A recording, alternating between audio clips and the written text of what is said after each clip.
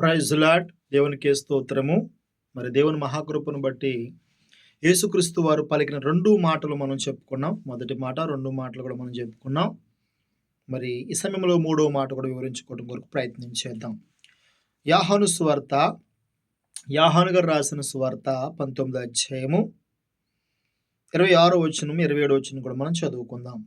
యేసు తన తల్లియు తన ప్రేమించిన శిశుడును దగ్గర నిలుచుండు చూచి అమ్మా, ఇదిగో నీ కుమారుడు అని తన తల్లితో చెప్పాను. తర్వాత శిశువును చూచి ఇదిగో నీ తల్లి అని చెప్పాను. ఆ గడియ నుండి ఆ శిశువుడు ఆమె తన ఎంట చేర్చుకునెను. ఇక్కడ యోహాను అని యేసుక్రీస్తు ప్రభు వారు ప్రేమించిన శిశువుడు అని ఒక ఆయన మనకు కనబడుతున్నారు. వాస్తవానికి చాలా మందికి కూడా క్రైస్తవులు మన వాళ్ళందరికీ చాలా మంది తెలియని విషయం ఏంటంటే బాప్తిసం ఇచ్చి యోహాను, ఈ యోహాను ఒకటి అని చాలామంది పొరపడుతూ ఉంటారు.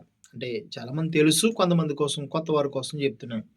మరి బాప్తిసం ఇచ్చి యోహాను గారు వేరు, ఈ యోహాను గారు వేరు. బాప్తిసం ఇచ్చి యోహాను గారు యేసు ప్రభు గారి కంటే ముందే స్నానం చేయబడ్డాడు, తల కొట్టబడింది, చనిపోయారు. ఈ యోహాను గారు మాత్రం శిశువులందరికంటే లాస్ట్గా బ్రతుకుంది ఈయనే. ఫస్ట్ యోహాను గారు చనిపోగా, తర్వాత యేసుక్రీస్తు ప్రభు ప్రపంచం కొరకు చనిపోగా, తర్వాత శిశువులు అనగా అపోస్తులు అందరూ కూడా హతసాక్షులు అయిపోయారు. వాళ్ళందరూ కూడా ఏదో దేశంలో చంపబడ్డారండి. పేతురు కావచ్చు, తోమా కావచ్చు, వీళ్ళందరూ కూడా చంపబడిన వారే. కానీ ఈ యోహాను గారు మాత్రము క్రీస్తు శకము 95 వరకు కూడా ఆయన చంపబడకుండా ప్రపంచానికి మరి ప్రకటన గ్రంథము కూడా రాయాలి, దాని ద్వారా ప్రపంచంతో దేవుడు మాట్లాడాలనే ఉద్దేశంతో యోహాను గారిని ఎంతమంది చంపాలని చూసినా కూడా చావలేదు ఈయన. ఆ యోహాను గారి యేసుక్రీస్తు ప్రభు వారి శిశువుల్లో యోహాను. మరి యేసుక్రీస్తు ప్రభు వారిని సిలువలో ఉన్నారంట. ఆయన ఎదురుకుండా కూడా ఇటు మరియమ్మ తల్లి గారు, అనగా యేసు ప్రభు వారి తల్లి గారు, తర్వాత యోహాను గారు ఇద్దరు కూడా పక్క పక్కన ఉన్నారు. అంటే ఎవరు లేరని అక్కడ యేసు ప్రభు వారికి తర్వాత మరియమ్మ గారికి, యేసోబు గారికి కలిపి పుట్టిన కొడుకులు ఉన్నారు. అందులో యాకోబు, అదేవిధంగా మరి ఇంకొక ఆయన కనపడతారు మనకి, యోదా. యేసు ప్రభు వారి తమ్ముళ్ళు తర్వాత పుట్టినవారు వీళ్ళు, యాకోబు, అదేవిధముగా యోదా. వీళ్ళు యేసు ప్రభు వారి తమ్ముళ్ళు. వీరు యేసు ప్రభు వారిని ఆయన బ్రతుకుండగా అంగీకరించలేదు, ఒప్పుకోలేదు. ఎందుకంటే తోటి అన్నతమ్ములుగా పెరుగుతున్నప్పుడు చెప్పాను కదండి, మత్సరం వచ్చేద్దాం మనుషులకి కదా. యేసు ప్రభు దేవుడు అంటే ఆయన వాళ్ళు ఒప్పుకోలేదు, వాళ్ళ చెల్లెళ్ళు ఒప్పుకోలేదు. ఆయనకు చెల్లెళ్ళు ఉన్నారు, తమ్ముళ్ళు కూడా ఉన్నారు. తమ్ముళ్ళు ఒప్పుకోలేదు, చెల్లెళ్ళు ఒప్పుకోలేదు. ఎందుకంటే ఆయన వాళ్ళతో కలిసి బ్రతికాడు. అందరూ కలిసి భోజనం చేశారు, అందరూ కలిసి టీ తాగారు, టిఫిన్లు చేశారు కదండి. సడన్గా ఈయన దేవుడు అంటే వాళ్ళు ఎలా ఒప్పుకుంటారు? ఒప్పుకోరు కదండి. కాబట్టి తప్పనిసరిగా ఎవరో ఒప్పుకోరు, మనమే ఒప్పుకోం. సహజంగా చూడండి, ఒక కుటుంబంలో ఒక తమ్ముడు, అన్నో వాళ్ళ ఇంట్లో పాస్టర్ అయ్యాడు అనుకోండి, పక్కలు ఒప్పుకోరు, వాళ్ళ ఇంట్లో వాళ్ళే మచ్చరపడిపోతారు. చుట్టాలే ఒప్పుకోరు. చూడండి, వాళ్ళు అంగీకరించరు. పక్క వాళ్ళు ఎవరైనా ఒప్పుకుంటారు తప్ప వాళ్ళ ఇంట్లో వాళ్ళు ఒప్పుకోరు. అలాగే యేసుక్రీస్తు ప్రభు తమ్ముళ్ళు ఒప్పుకోలేదు, అదేవిధంగా తన చెల్లెళ్ళు కూడా ఒప్పుకోలేదు. రాలేదు సిలువ దగ్గరకు కూడా. యేసుప్రభుని అంతలా చంపేస్తున్నారు బాబు అంటే కూడా వచ్చి వాళ్ళు కనీసం యేసుప్రభు వారి ఎదురు నిలబడలేదు. వారు నిలవబడి ఉంటే వాళ్ళకి చెప్పుంది యేసుప్రభు, ఇదిగో ఒరే ఇంతవరకు జరిగింది అమ్మను జాగ్రత్త చూసుకోండి అని చెప్పి వెళ్ళిపోదురు ఆయన. వాళ్ళు రాలేదు కాబట్టి నమ్మకమైన శిశువుడు. మరొకటి ఏంటంటే, అలాగని కర్మ శిశువులు నమ్మకం లేని వారని కాదు. ఎందుకు యోహాను గారికి అప్పు చెప్పాడంటే, దేవుని మనసులో ఒక ప్రణాళిక ఉంది. లాస్ట్ వరకు బ్రతికుండోడు ఈయనే కాబట్టి. ముందే తెలుసు కదండి దేవునికి, లాస్ట్ వరకు బ్రతికుండవలసిన బాధ్యత ఈయనకే ఉంది కాబట్టి అందుకే తన తల్లి గారిని ఆయనకు అప్పచెప్పాడు. ఇక్కడ ఒక విషయం మనం గమనించాలి. యేసుక్రీస్తు ప్రభువు ఎందుకు ఈ మాట ప్రపంచానికి ఎక్కువ మనం బోధిస్తూ ఉన్నామంటే, యేసు ప్రభువు దీని ద్వారా ఒక మెసేజ్ ప్రపంచానికి ఇస్తూ ఉన్నారు. అంతకు ముందు కూడా బైబిల్లో చాలాసార్లు చెప్పారు, ఇది నెరవేర్చి చూపించాడు ఆయన. ఇప్పుడు యేసుక్రీస్తు ప్రభువారు ఆ సమయంలో ఎలా ఉన్నారంటే, మరలా ఒకసారి వివరిస్తున్నాను. నితంత రక్తం, ఒళ్ళంతా రక్తం, ఓకే, ఇంకా చేతుల్లో మేకులు, ఇంకా ఆయన చావుతో పోరాడుతున్నాడు, చావుతో పోరాడుతున్నాడు, చావుతో పోరాడుతున్నాడు. అయినా ఆ పరిస్థితుల్లో కూడా తన తల్లి యొక్క బాధ్యతను తీసుకున్నాడు ఆయన. తల్లి యొక్క బాధ్యతను తీసుకున్నాడు. ఎందుకంటారు అంటే తల్లిదండ్రుల పట్ల పిల్లలు ఎలా ఉండాలి, తల్లిదండ్రుల పట్ల పిల్లలు ఏ వైఖరితో ఉండాలి ఇవాళ మనం చూస్తూ ఉన్నామండి. ప్రపంచం ఎక్కడ చూసినా కూడా మరి పిల్లల్ని చాలామంది తల్లిదండ్రులు ఎంతో కష్టపడి చెమటోర్చి రూపాయి పోసేసి కొంతమంది డాక్టర్లను చేస్తున్నారు, కొంతమంది ఇంజనీర్లు చేస్తున్నారు, ఎంతో ప్రయోజకులను చేస్తుంటే తర్వాత వాళ్ళు ఏం చేస్తున్నారు, చాలామంది మనం చూస్తే మనం ఎక్కడొక టీవీలోనే చూస్తున్నాం. వాళ్ళ పిల్లలు ఎదిగిపోయిన తర్వాత వాళ్ళకి జాబులు వచ్చిన తర్వాత ఒకడు అమెరికా వెళ్ళిపోతాడు, ఒకడు యూరోప్ వెళ్ళిపోతాడు, ఒకడేమో లండన్ వెళ్ళిపోతాడు. అలాగే వెళ్ళిపోయి తల్లి తండ్రిని ఏం చేస్తున్నారంటే ఒక అనాథ ఆశ్రమంలో చేరుస్తున్నారు. వృద్ధాశ్రమంలో చేర్చి మీరు ఎక్కడున్నామ్మా, ఇక్కడే ఉన్న నెలకు డబ్బులు పంపిస్తానులే అని చెప్పేసి వెళ్ళిపోతున్నారు. అంటే వాళ్ళకు జాబ్ వచ్చిన తర్వాత, సెటిల్ అయిపోయిన తర్వాత మీకు మాకు సెట్ అవ్వదు, కుదరదని బాధ్యతను, ఇందులో అందరూ ఉన్నారండి. క్రైస్తవులు ఉన్నారు, ఈ కేటగిరీలో ప్రతి మతం వారు ఉన్నారు. దీన్ని దేవుడు ఇది సెట్ అవ్వదు, ఇది కుదరదు, నీకు ఎంత డబ్బున్నా ఎంత ఆస్తున్నా ఏమి ఉన్నా లేకపోయినా తల్లిని నీ తండ్రిని చూడాలి అని ప్రపంచానికి వార్నింగ్ ఇస్తున్నాడు యేసు ప్రభువారు. చూడండి ఒకసారి మనము నిర్గమాకాండము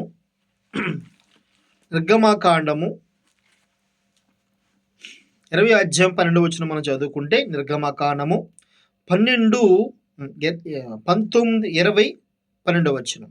నిర్గమాకాండము 20 అధ్యాయము 12 వచనం. నీ దేవుడైన యెహోవా నీకిచ్చుచు దేశంలో నీవు దీర్ఘాయుష్మంతుడగునట్లు నీ తండ్రిని నీ తల్లిని సన్మానించుము. ధర్మశాస్త్రములో ఒక భాగం ఇది, ధర్మశాస్త్రంలో ఒక ఆజ్ఞండిది. నువ్వు ఏ దేశంలో బ్రతుకుతున్నావో, ఇప్పుడు చాలామంది చేస్తున్న పని ఏంటి, కొంచెం ప్రయోజకులు అయిపోయిన తర్వాత తల్లిని తండ్రిని వృద్ధాశ్రమంలో పెట్టేసి వేరే దేశం వెళ్ళి ఆ దేశంలో మంచి ఎంజాయ్ చేయాలని, సంతోషంగా ఉండాలని, ఆనందముగా ఉండాలని ప్రయత్నిస్తూ ఉన్నారు. కానీ జరుగుతుంది అది జరగదంటండి. నువ్వు దీర్ఘాయుష్మంతుడు అంటే నీకు మంచి ఆయుష్తో ఉండాలి.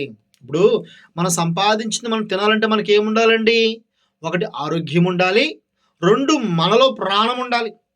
ధనవంతుడు అంటారు, నా ప్రాణమా తినుము తాగుము సుఖించుము, ఇదిగో నీకు బోరు డబ్బు సంపాదించాను, బోరు ధనం సంపాదించానంటే దేవుడు అన్నాడు, ఎర్రువాడా పిచ్చోడా ఈ రాత్రే నీ ప్రాణం అడుగుచున్నారు, ఏం చేయమంటావు అంటున్నాడు.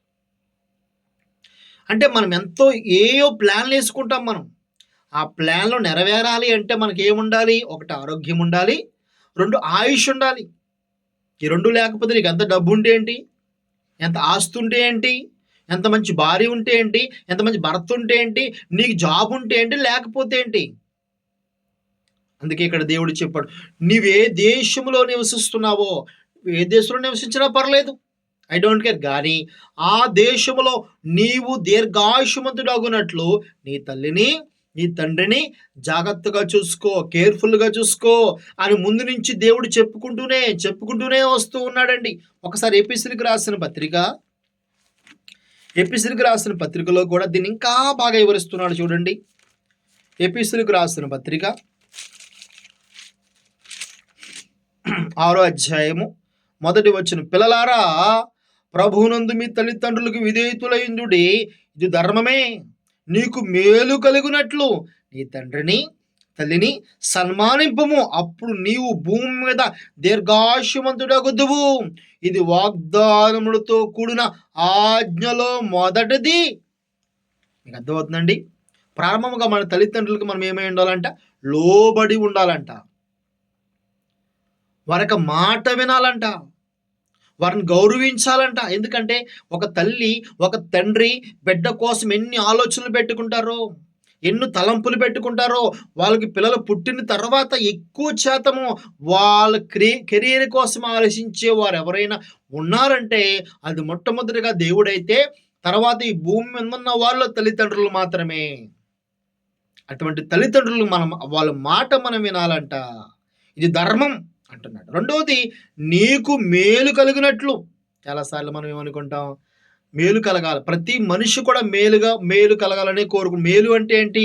ఒక ఇల్లు కట్టుకోవాలని, ఒక జాబ్ సంపాదించుకోవాలి, డబ్బు సంతోషంగా ఉండాలని ప్రతి మనిషి ఆశపడతాడు. నా సంతోషం దేవుడు ఎప్పుడు ఇస్తాడంటే తెలుసండి, మన తల్లిని తండ్రిని సన్మానించినప్పుడు. అంటే సన్మానించటం అంటే వారిని బాగా చూసుకున్నప్పుడు, వారిని ఆదరించినప్పుడు, వారిని మంచిగా చూసుకున్నప్పుడు. మన తల్లిదండ్రులని మనం ఎప్పుడు చూసుకోవాలంటే వాళ్ళు వృద్ధాప్యములో ఉన్నప్పుడు వాళ్ళని చూసుకోవాల్సిన బాధ్యత బిడ్డల పైన దేవుడు మోపి ఉన్నాడండి. కొంతమంది మరి కోడలు ఉంటారు కదండి, వాళ్ళు చూడనివ్వరు కొడుకుల్ని. గుర్తుపెట్టుకోండి, నువ్వేం చేస్తావో తెలుసా?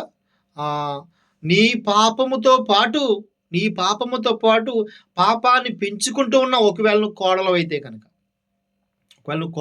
కనుక, ఒక పొరపాటు ఇక్కడ ఎవరైనా వింటూ ఉంటే, మీలో ఎవరైనా మీ అత్తగారుని చూడకపోతే కనుక దేవుడు నీతో మాట్లాడుతున్న మాట ఏంటంటే, నీవు నీ అత్తగారిని చూడకపోతే, నీ మామగారిని చూడకపోతే నువ్వేమైపోతావో తెలుసా? ఫస్ట్ చూస్తే ఏమవుతుందో తెలుసా? ఫస్ట్ చూడటం వల్ల నీకు ఆశీర్వాదం. అది మీరు గుర్తుపెట్టుకోవాలి.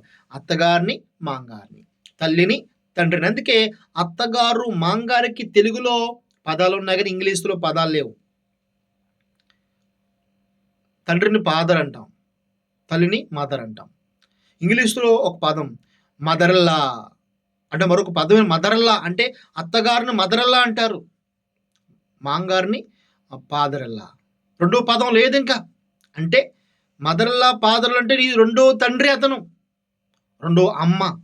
మీకు అలా ఒక అమ్మ ఉంది కదా, ఒక తండ్రి ఉన్నాడు కదా. వీళ్ళెవరు? నీ అత్తగారు, నీ మాంగారు, రెండో తల్లి, రెండో అమ్మ. వాళ్ళు కూడా మీ అమ్మే.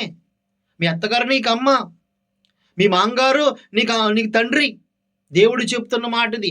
అలా చూడకపోతే, అలా చూడటం వల్ల వచ్చే లాభము నీకు మేలు కలుగుతుంది. నువ్వు ఎక్కడెక్కడో తిరుగుతావు. ఈ పదము ఆడవారికే కాదు, మగవారికి కూడా వస్తుందండి. ఇది ఆడవాళ్ళతో మాట్లాడుతున్నా అంటే ఎక్కువ ఆడవాళ్ళ ప్రభావం ఎక్కువ ఉంటుంది కాబట్టి. ఎందుకంటే కుటుంబాన్ని పోషించుకుని సంరక్షించి ఇంటి దగ్గరుండి వారికి అన్నం పెట్టేది, వారికి ఆహారం పెట్టేది, వారికి టీ ఇచ్చేది ఎవరండి? ఆడవాళ్ళే చేస్తారు ఇవన్నీ కూడా.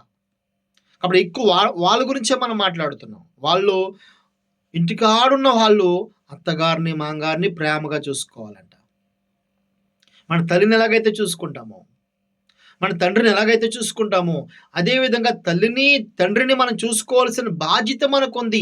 చూసుకోవటం వల్ల వచ్చే లాభాలు, ఒకటి ఆరోగ్యము, రెండు ఆయుష్. ఈరోజు చాలామందికి ఆయుష్ తగ్గిపోతుంది చూడండి, ఆరోగ్యం లేదు చూడండి. కారణం ఏంటి? నీ తల్లిని చూడవు, నీ తండ్రిని చూడవు, నీ అత్తగారిని చూడవు, నీ మాంగారిని చూడవు. కాబట్టి నీకు అనారోగ్యాలు కలుగుతున్నాయి. అర్ధాయుష్తో మరణిస్తున్నారు చాలామంది. రోగాలు, వ్యాధులు, సమస్యలు. ఎంత సంపాదించినా మనిషి జీవితంలో మరి ఏమి లేదు, అభివృద్ధి లేదు, సమాధానం లేదు, శాంతి లేదు. కారణము నువ్వు ఒక పాపంలో ఉన్నావు. ఆ పాపము నీ తల్లిదండ్రులను చూడకపోవటం, నీ అత్తగారిని, మాంగారిని చూడకపోవటం పాపం. బైబిల్ చెప్తుంది పాపం. వాళ్ళని చూడటం వల్ల వచ్చేది నీకేంటి లాభం? నువ్వు ఆయుష్ పెరుగుతుంది, నువ్వు ధనవంతుడు అవుతావు, నువ్వు ఆశీర్వదించబడతావు, నువ్వు దీవించబడతావు. వారిని బట్టి కూడా నీకు ఆశీర్వాదం కలుగుతుందని పరిశుద్ధ గ్రంథము చెప్తుంది. నీకు దీవెన వద్దా? నీకు ఆశీర్వాదం వద్దా? చాలామంది ఎక్కువ ఆశపడరండి దేవుని వద్దా, మనకి ఆశీర్వాదాలు వద్దా, సమాధానం వద్దా, ఆరోగ్యం వద్దా, మరి ఆయుష్ వద్దా? ఇవన్నీ ఎప్పుడు ఒక మనసుకు వస్తున్నాయంటే మన తల్లిని, తండ్రిని చూచినప్పుడు, వారి బాధ్యత మనం తీసుకున్నప్పుడు. అర్థమవుతుందండి? వాళ్ళ మనం ఎంత ప్రేమిస్తే, ఎంత బాగా చూసుకుంటే అంత ఆశీర్వాదము, అంత ఆయుష్, అంత ఆరోగ్యం ఉందంట ప్రియులారా. ఒకవేళ చూడకపోతే ఏంటి బ్రదరు? చూడకపోతే ఏమవుతుంది అంటే, ఏమవుతుందో కూడా దేవుడు చెప్తున్నాడు చూడండి. సామెతల గ్రంథము 20:20. సామెతల గ్రంథము 20:20. సామెతలు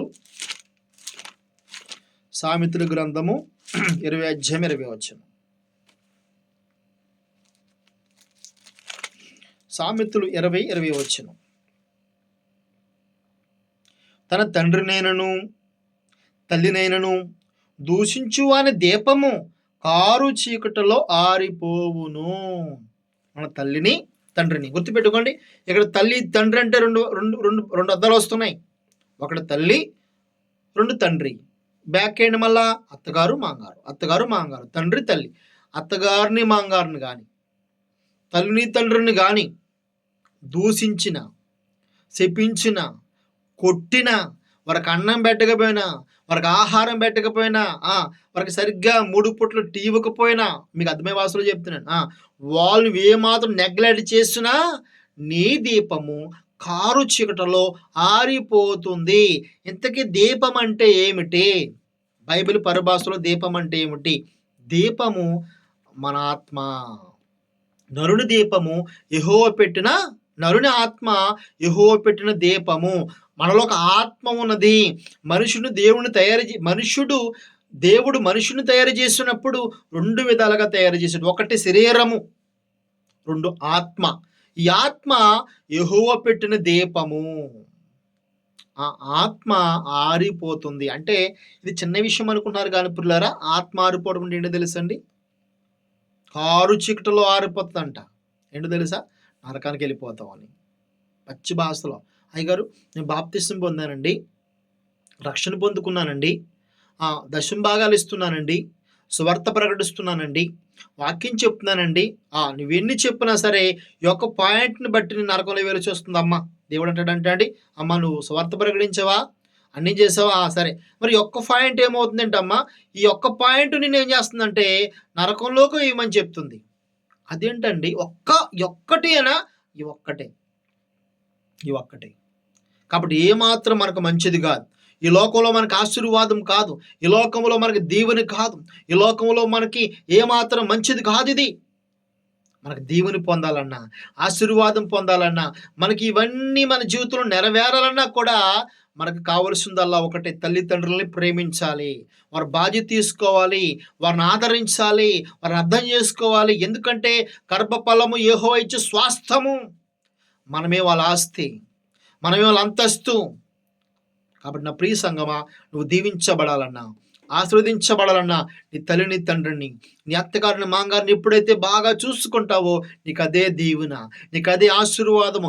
ఎప్పుడైతే వాళ్ళు నెగ్లెక్ట్ చేస్తారో మీరు, అదే మీకు శాపము. మీరు తర్వాత ఎన్ని పనులు చేసినా కూడా మీరు పరలోకము చేరుకోలేరు. ఇది పరిశుద్ధ గ్రంథం చెప్తుంది. మన ఆత్మ కారు చీకటిలో ఆరిపోద్దంటే అగ్ని ఆరదు, పురుగు చావదు, నరకంలోనికి వెళ్ళిపోతాం మనం. ఇది ఎప్పుడైతే గమనించుకుంటామో అప్పుడే మనము ముందుకు వెళ్తాం. కాబట్టి పరిశుద్ధ గ్రంథం 2 అంచులు ఖడ్గమంటండి. జాగ్రత్తగా అర్థం చేసుకోవడం కొరకు ప్రయత్నించాలి. కాబట్టి మరి ఈ యొక్క 3వ మాట మనం వివరించుకున్న 4వ మాట కూడా చూద్దాం. చూడండి, 4వ మాట కూడా చూసుకుందాం. మత్తయి సువార్త 27 అధ్యాయము 46వ వచనం. మత్తయి సువార్త 27 అధ్యాయము 46వ వచనం.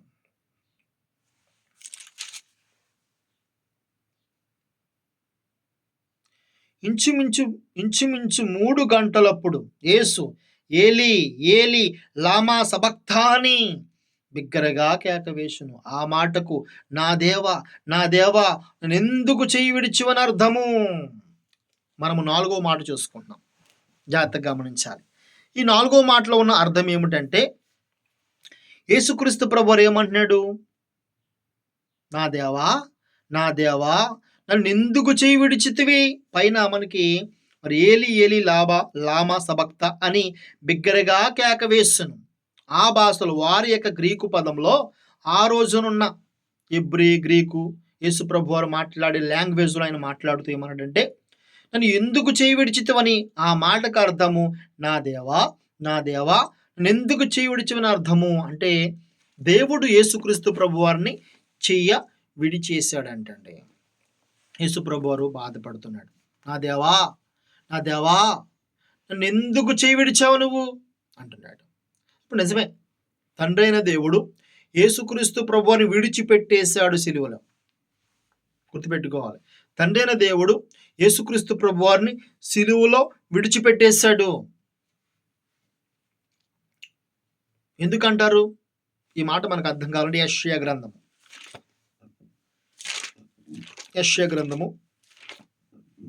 యెషయా గ్రంథము 53 అధ్యాయం 10వ వచనం.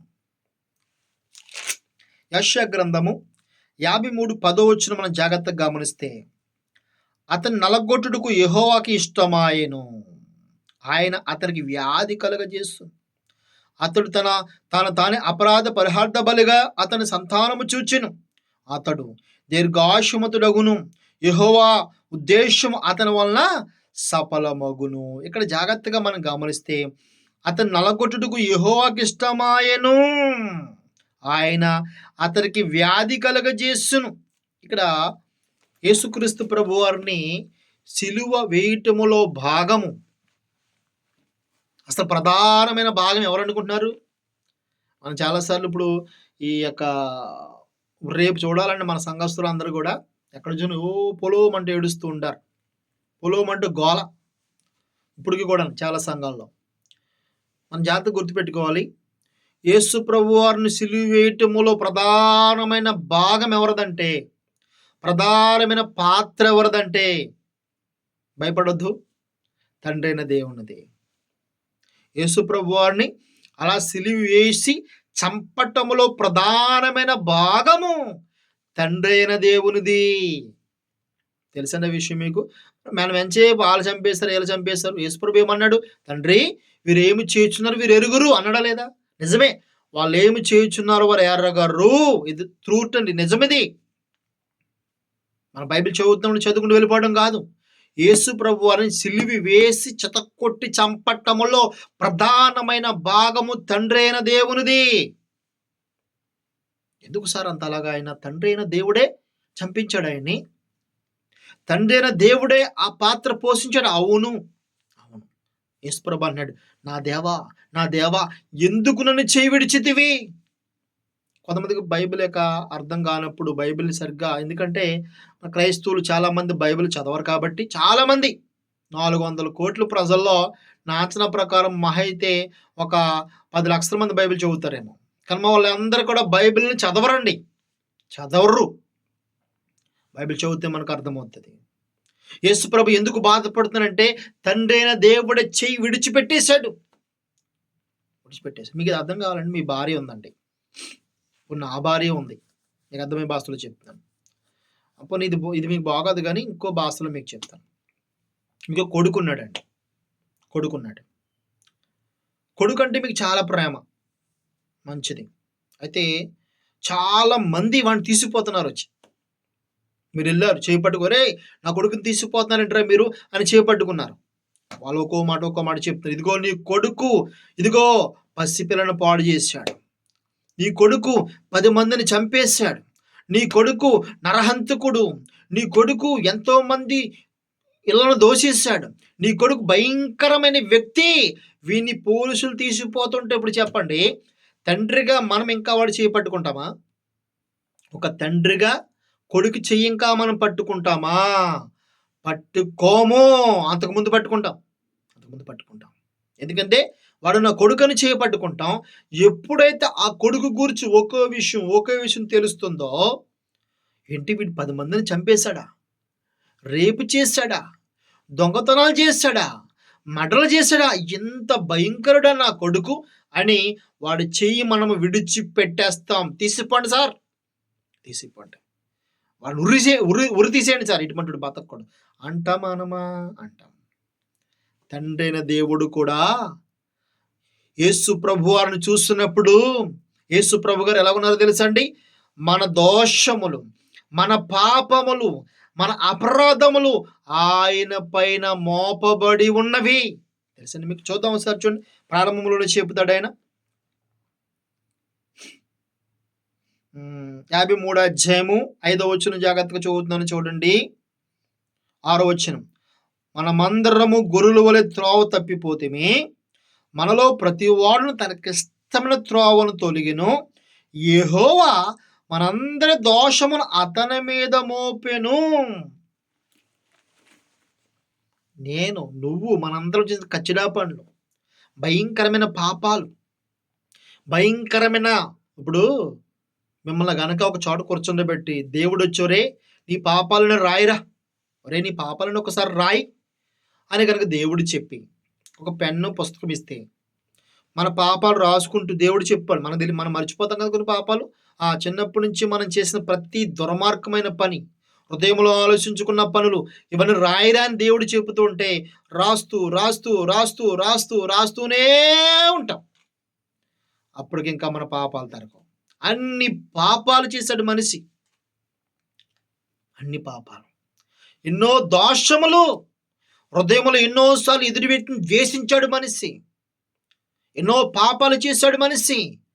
అతిక్రమములు చేశాడు మనిషి.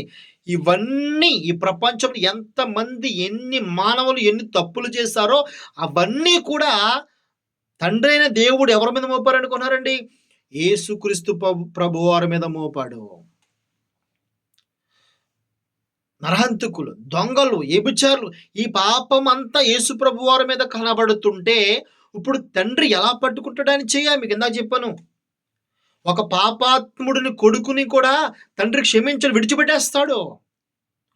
అలాగే మనందరి దోషములు, మనందరి పాపములు యేసు ప్రభు వారి మీద మోపబడినప్పుడు ఎలాగో పట్టుకున్నాడు? ఎందుకంటే తండ్రి అయిన దేవుడు పరిశుద్ధుడు.